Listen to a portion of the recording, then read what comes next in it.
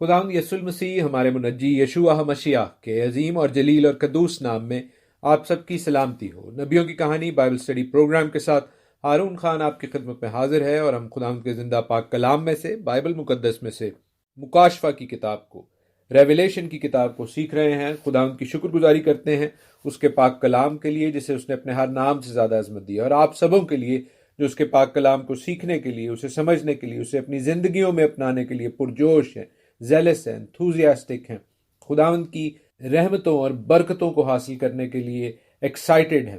خداوند آپ سبوں کے ساتھ ہو اپنے پاک کلام کے وسیلہ سے، وہ آپ کی زندگیوں کو، آپ کے گھرانوں کی زندگیوں کو بابرکت بنائے، اور خداوند کے نام کا جلال، اس کے نام کی روشنی آپ کی زندگیوں سے ہر ایک کو اجالا دیتی جائے۔ عزیزوں، میں آپ سبوں کو خاص طور پر آج کے پروگرام سے پہلے یہ تیار کرنا چاہتا ہوں، یہ واضح طور پر بتا دینا چاہتا ہوں، کلیئرلی انفارم کرنا چاہتا ہوں کہ خداوند کے پاک کلام کو جو اگلے کچھ دنوں میں ہم خاص طور پر سیکھیں گے، ان خطوط کو، ان لیٹرز کو، ان کلیسیاؤں کے نام جو لکھے گئے پاک روح کی ہدایت سے، خداوند یسوع المسیح کا مکاشفہ جو یوحنا کی معرفت ان کلیسیاؤں کو بھیجا گیا، عزیزو، وہ کلیسیاؤں کے نام تھا، وہ ایمانداروں کے نام تھا، وہ کسی پیگن ورلڈ کے نام نہیں تھا، وہ ایسے لوگوں کے نام نہیں تھا جو غیر خداؤں کو مانتے ہیں، جو بائبل کے خدا کو، یہوہ خدا کو، ابراہیم، اسحاق اور یعقوب کے خدا کو، عبرانیوں کے خدا کو، میں جو ہوں سو ہوں کو نہیں مانتے، بلکہ یہ کلیسیاؤں کے نام، ایمانداروں کے نام وہ خطوط ہیں جو نہ صرف ان کی غلطیوں کو پوائنٹ آؤٹ کرتے ہیں، ان کی خطاؤں کے حوالے سے ان کو واضح طور پر بتاتے ہیں، بلکہ ان کو یہ وارننگ بھی دیتے ہیں کہ اگر وہ ان سے باز نہیں آئیں گی، یہ کلیسیائیں اگر انہیں ان بری راہوں کو، ان غلطیوں کو، کوتاہیوں کو، خداوند کے کلام کی ڈس اوبیڈینس کو ترک نہیں کریں گی، تو وہ نقصان اٹھائیں گی، اور یہ ایسا نقصان ہے جو صرف اس دنیا تک، اس زندگی تک محدود نہیں ہے، بلکہ یہ نقصان آنے والی زندگی میں، ابدی زندگی میں بھی لنگر آن، کیری آن کرے گا۔ ہاں، مگر خوشخبری بھی ہے کہ اگر وہ کلام کے ساتھ، خدا کے ساتھ وفاداری سے، فرما برداری کے ساتھ چلتے رہیں گے، تو خداوند کی رحمت، خداوند کی برکت، خداوند کی نعمتیں، خداوند کا دہنا ہاتھ انہیں سنبھالے گا، نہ صرف اس دنیا، اس زندگی میں، بلکہ آنے والی ابدی زندگی میں بھی۔ یہ ڈیسیژن، یہ فیصلہ ان کلیسیاؤں کے سامنے تھا کہ وہ زندگی کو چنے یا موت کو، فرما برداری کو چنے یا نافرمانی کو، برکت کو چنے یا لعنت کو۔ اور عزیزو، یہ فیصلہ، یہ ڈیسیژن ہم سبوں کے سامنے بھی ہے، پہلے بھی تھا اور آج بھی ہے، اور ہمیں یہ فیصلہ ہر روز کرنا ہے، ہر وقت کرنا ہے، اپنی ان آپشنز میں سے، اپنی ان چوائسز میں سے رائٹ چوائسز کو، صحیح آپشنز کو ہم نے چننا ہے، صحیح فیصلہ کرنا ہے، زندگی کو چنیں، کلام کے ساتھ چلنے کو چنیں، فرما برداری کو چنیں، برکت کو چنیں۔ عزیزو، ہم سب برکت پانا چاہتے ہیں، لیکن برکت کو پانے کے لیے اپنی عادات اور اطوار اگر وہ کلام مقدس کے مطابق نہیں ہیں تو ان کو بدلنے کی ضرورت ہے۔ and these letters، یہ جو خطوط ہیں، یہ ہیں وہ صاف آئینہ جو کلام مقدس کی روشنی میں ہمیں بتاتا ہے، سکھاتا ہے کہ ہم کیا کریں۔ اور جیسے میں نے کہا عزیزو، ہم نے کل کے پروگرام میں خاص طور پر اس بات کو سیکھا اور سمجھا کہ کس طرح اس کتاب میں جو باتیں لکھی ہیں وہ کلام مقدس کے گزشتہ حصوں کے ساتھ، ڈینیل، زکریا، آئزایا، ایزیکیل کے ساتھ کیسے ریلیٹڈ ہیں، کیسے لنکڈ ہیں۔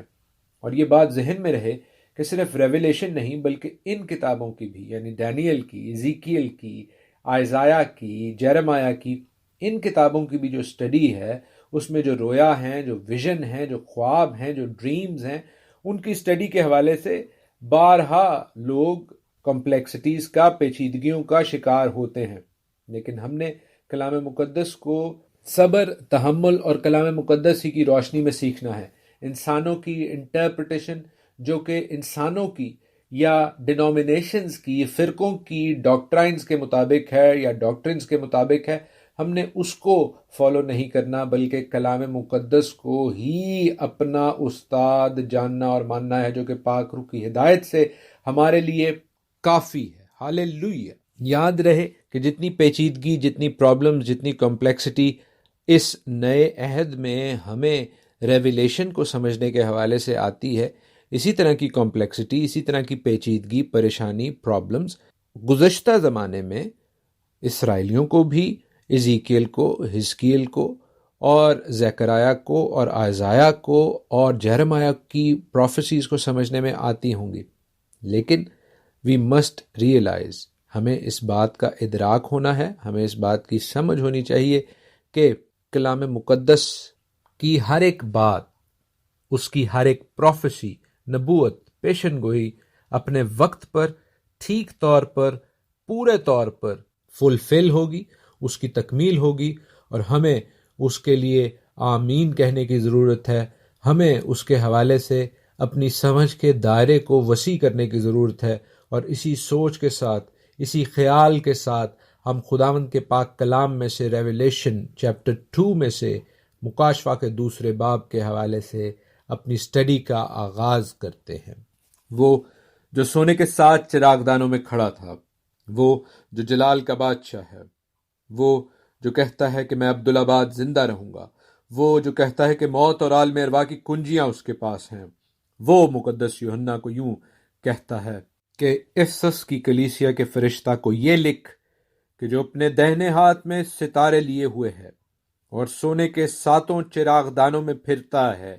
وہ یہ فرماتا ہے کہ میں تیرے کام اور تیری مشقت اور تیرا صبر تو جانتا ہوں، اور یہ بھی کہ تو بدوں کو دیکھ نہیں سکتا، اور جو اپنے آپ کو رسول کہتے ہیں اور ہے نہیں، تو نے ان کو آزما کر جھوٹا پایا، اور تو صبر کرتا ہے اور میرے نام کی خاطر مصیبت اٹھاتے اٹھاتے تھکا نہیں، مگر مجھ کو تجھ سے یہ شکایت ہے کہ تو نے اپنی پہلی سی محبت چھوڑ دی۔ پس خیال کر کہ تو کہاں سے گرا ہے، اور توبہ کر کے پہلے کی طرح کام کر، اور اگر تو نے توبہ نہ کی تو میں تیرے پاس آ کر تیرے چراغ دان کو اس کی جگہ سے ہٹا دوں گا۔ البتہ تجھ میں یہ بات تو ہے کہ تو نیکولیوں کے کام سے نفرت رکھتا ہے، جن سے میں بھی نفرت رکھتا ہوں۔ جس کے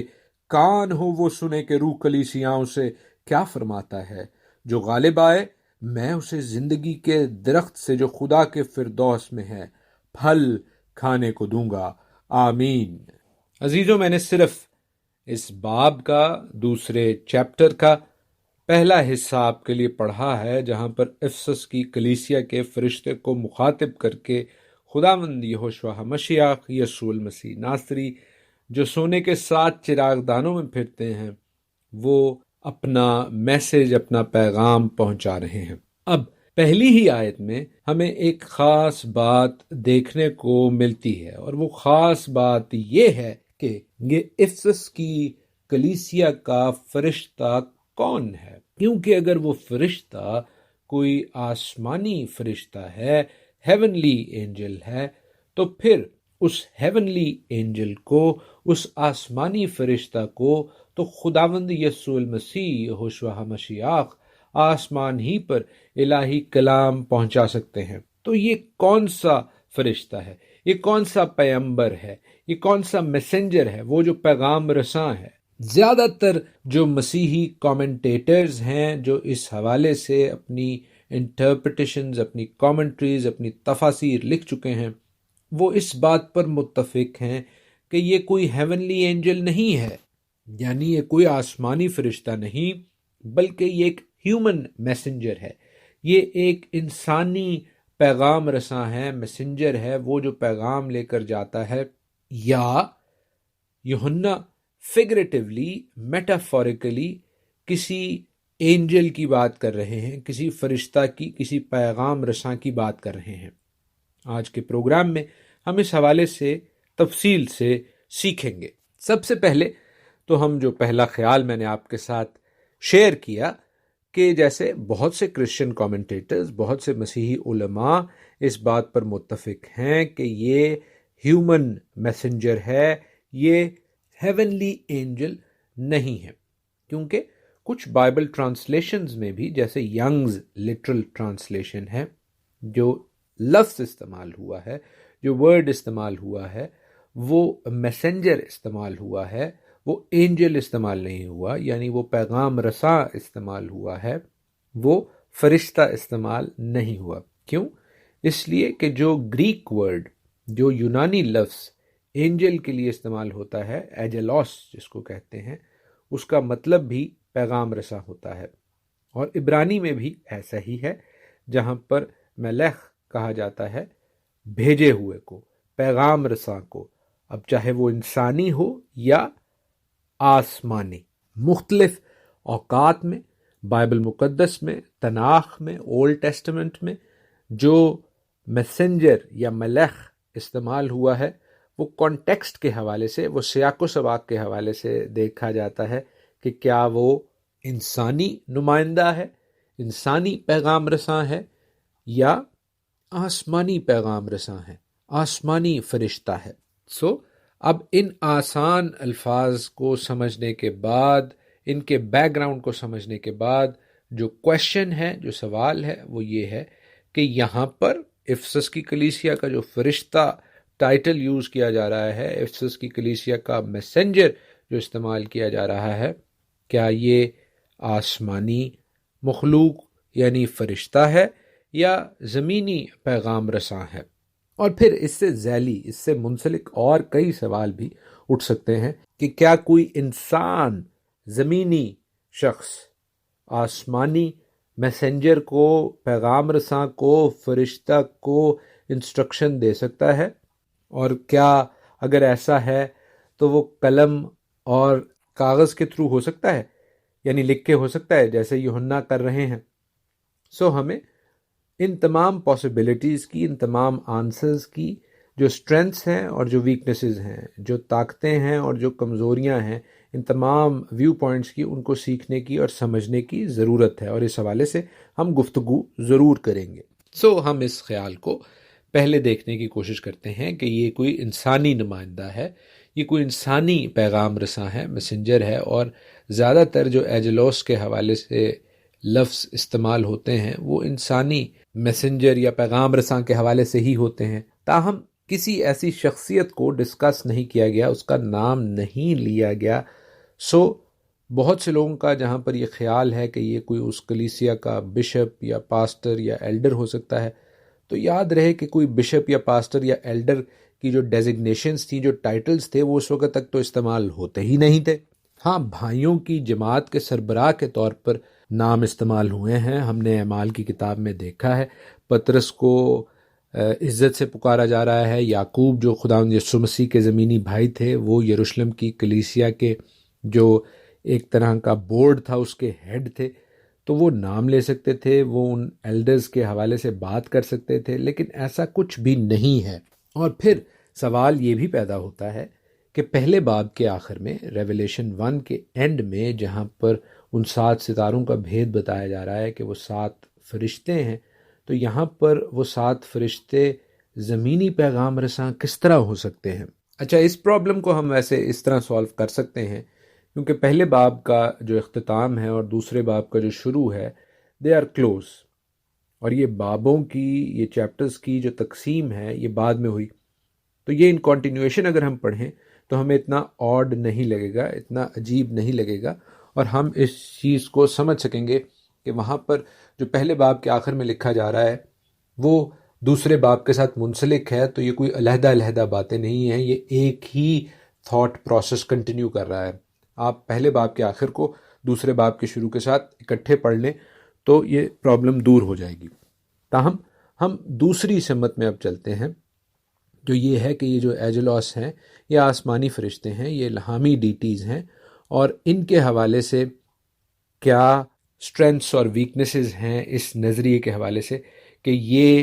آسمانی فرشتے ہیں، یہ زمینی پیغام رساں نہیں ہیں۔ تو یہ بات ذہن میں رہے کہ ریویلیشن میں بارہا جو آسمانی فرشتے آئے ہیں وہ ایجلوس ہی کے نام سے اور ٹائٹل سے مخاطب کیے گئے ہیں۔ تو پھر پرابلم کیا ہے؟ پرابلم یہ ہے کہ یوحنا زمینی شخص ہیں، ابھی وہ زمین پر موجود ہیں، انہیں کیوں استعمال کیا جا رہا ہے آسمانی مخلوق کو، آسمانی فرشتوں کو لکھ کے میسج دینے میں؟ کیونکہ ان کو تو میسج خداوند تعالیٰ خود بھی دے سکتے ہیں۔ اور یہ خیال جو ہے یہ ایک شخص تھیوڈور زان نے، جو کہ نیو ٹیسٹمنٹ بائبل کے کامنٹیٹر ہیں، میں پھر دہرائے دیتا ہوں ان کا نام، تھیوڈور زان، انہوں نے متعارف کرایا، کیونکہ اس سے پہلے یہی سمجھا جاتا تھا کہ یہ فرشتے آسمانی فرشتے ہیں، اور اس خیال کے